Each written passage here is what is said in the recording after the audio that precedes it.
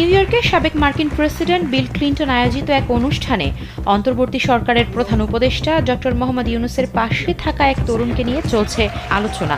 সামাজিক যোগাযোগ মাধ্যমে অনেকেই বলছেন ওই তরুণের আওয়ামী সংশ্লিষ্টতা রয়েছে। ছড়িয়ে পড়া একটি ছবিতে তাকে সাবেক আওয়ামী লীগ সরকারের স্থানীয় সরকার মন্ত্রী তাজুল ইসলামের সঙ্গে দেখা গেছে। আর ওই তরুণকে অনুপ্রবেশকারী হিসেবে চিহ্নিত করেছেন বৈষম্য বিরোধী ছাত্র আন্দোলনের সমন্বয়ক মাহফুজ আলম। জানা গেছে, চট করে মঞ্চে উঠে যাওয়া তরুণের নাম জাহিন রোহান রাজিন। একাধিক প্রতিষ্ঠানের উদ্যোক্তা তিনি।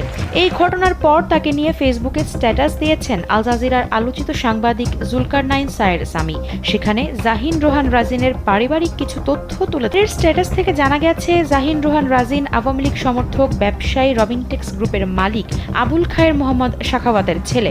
জাহিন রোহানের বড় ভাই রবিন রাজন শাখাওয়াত যমুনা ব্যাংকের পরিচালক। ওই স্ট্যাটাসের সঙ্গে জাহিনের পারিবারিক কিছু ছবিও জুড়ে দিয়েছেন তিনি। সেখানে আওয়ামী লীগের বিভিন্ন মন্ত্রী এমপিদের সঙ্গে তার পরিবারের বিভিন্ন সদস্যদের ছবি দেখা গেছে। ওই ছবিগুলোর ভেতর থেকে একটি ছবি বিশ্লেষণ করে জানা যায়, আওয়ামী লীগের সাবেক এমপি প্রয়াত অধ্যাপক মোহাম্মদ হানিফের নাতি জাহিন রোহান রাজিনের মায়ের নাম নাসরিন জাহান। এদিকে হুট করে কেন সেদিন মঞ্চে উঠে গিয়েছিলেন জাহিন রোহান তার ব্যাখ্যা দিয়েছেন তিনি নিজেই। গণমাধ্যমকে তিনি জানিয়েছেন, অনুষ্ঠানের আমন্ত্রণ পেয়েছিলেন সিজিআই ফেলো হিসেবে। ডক্টর ইউনূস ছাত্র আন্দোলনের নেতাদের যখন ডাকলেন তখন তিনি দর্শক সারিতে ছিলেন।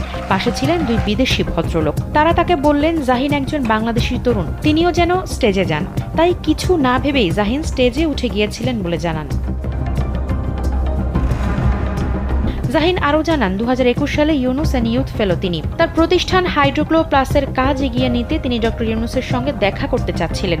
নিউ ইয়র্কের সিজিআই এর অনুষ্ঠানে তিনি আসবেন শুনে খুশি হয়েছিলেন এই কারণে যে তার কাছাকাছি যাওয়ার সুযোগ হবে। সাবেক মন্ত্রী তাজুলের সঙ্গে ছবি ছড়ানো প্রসঙ্গে জাহিন জানান, 2022 সালে ঢাকা ওয়াসার সঙ্গে একটা কাজ করে হাইড্রোক্লো plus.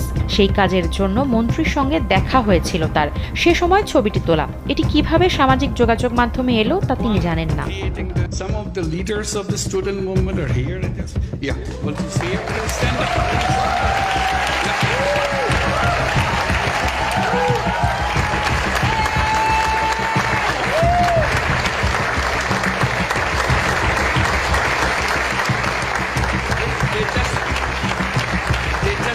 Like any other young person, you will not recognize it.